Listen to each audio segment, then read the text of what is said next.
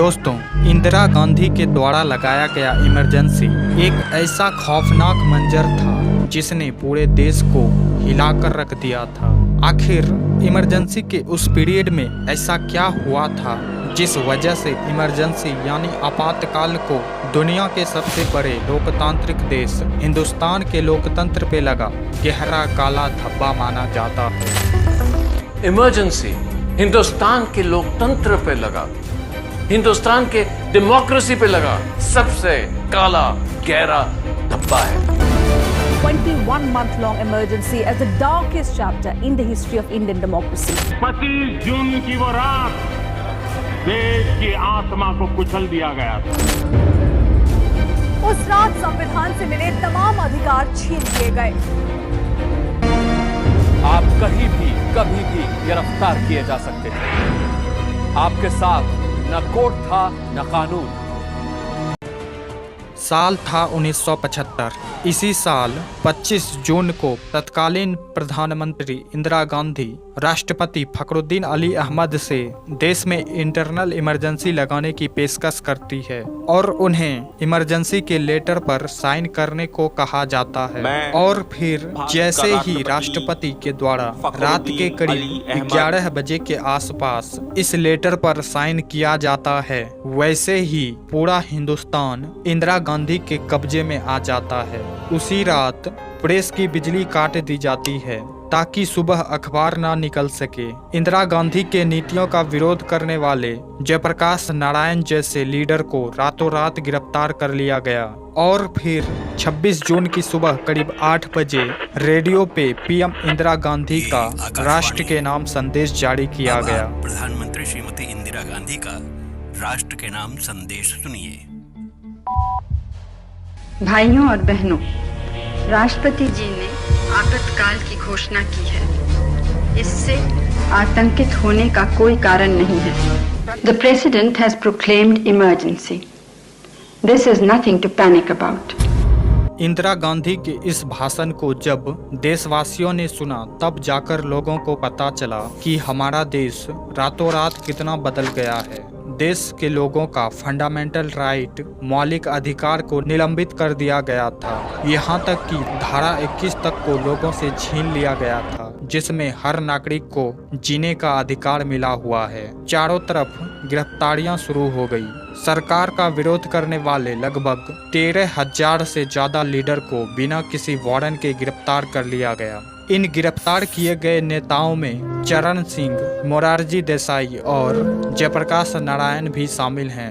इनमें जयप्रकाश नारायण वैसे लीडर थे जिन्होंने अंग्रेजों के खिलाफ 1942 के भारत छोड़ो आंदोलन में अहम भूमिका निभाए थे। उन्हें भी इस आजाद भारत में सलाखों के पीछे जाना पड़ा और इस तरह कुल 1 लाख से ज्यादा लोगों को गिरफ्तार किया गया। और इमरजेंसी की वजह से गिरफ्तार किए गए लोगों को ये अधिकार भी नहीं था कि वे कोर्ट कचहरी का दरवाजा खटखटा सके। इस शांति को हमें बनाए रखना है और हमको ये समझना है कि लोकतंत्र में भी हद होते हैं जिनको पार नहीं कर सकते। इन गिरफ्तारियों के बाद प्रेस पर प्रतिबंध लगाने का काम किया गया। देश के मीडिया और अखबार की आज़ादी छीन ली गई, यानी उसमें वही लिखा या पढ़ा जा सकता था जिसकी इजाज़त सरकार दे।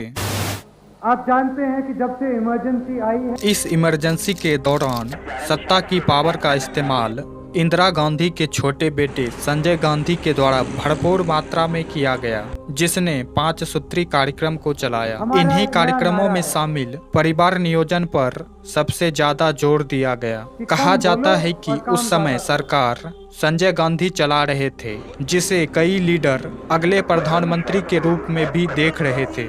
इसलिए संजय गांधी को खुश करने और उनके नजर में आने के लिए राज्य के कई चीफ मिनिस्टर ने जोर लगा दिया। परिणामतः जगह जगह पर जबरदस्ती लोगों को बिना किसी सेफ्टी के बड़े ही अनसेफ तरीके से नसबंदी की जाने लगी। कहीं 70-80 साल के बुजुर्ग की नसबंदी कर दी गई तो कहीं 18-20 साल के अविवाहित नवयुवक की। इसके अलावा कई जगह शहर को सुंदर बनाने के नाम पर झुग्गी झोपड़ियों में रह रहे लोगों को जबरन हटाया गया। इन सब को लेकर कई जगह भारी विरोध देखने को मिला और इस विरोध को जबरन पुलिस की लाठियों और बंदूकों के सहारे दबा दिया गया, जिसमें कई लोगों की जानें गई। प्रेस पर प्रतिबंध होने के कारण इन सब घटनाओं की रिपोर्टिंग तक नहीं हो सका। एक तरफ संजय गांधी जहां इन कार्यक्रमों को लागू करवा रहे थे, वहीं दूसरी तरफ इंदिरा गांधी चुनाव जैसी बंदिशों से बिल्कुल फ्री थी। वे जब तक चाहे पावर में बनी रह सकती थी। लोकसभा या राज्यसभा में चुनाव की जरूरत नहीं थी। पार्लियामेंट में बहुमत के आधार पर सरकार हर तरह के कानून पास करवा सकती थी और इसी आधार पर प्राइम मिनिस्टर इंदिरा गांधी विपक्ष के न होने का फायदा उठाकर अपने मुताबिक संविधान में कई बदलाव कर रही थी और संविधान में इतने बदलाव करी कि उस समय हुए संविधान संशोधन को मिनी कॉन्स्टिट्यूशन यानी एक अलग छोटा संविधान तक कहा जाता है।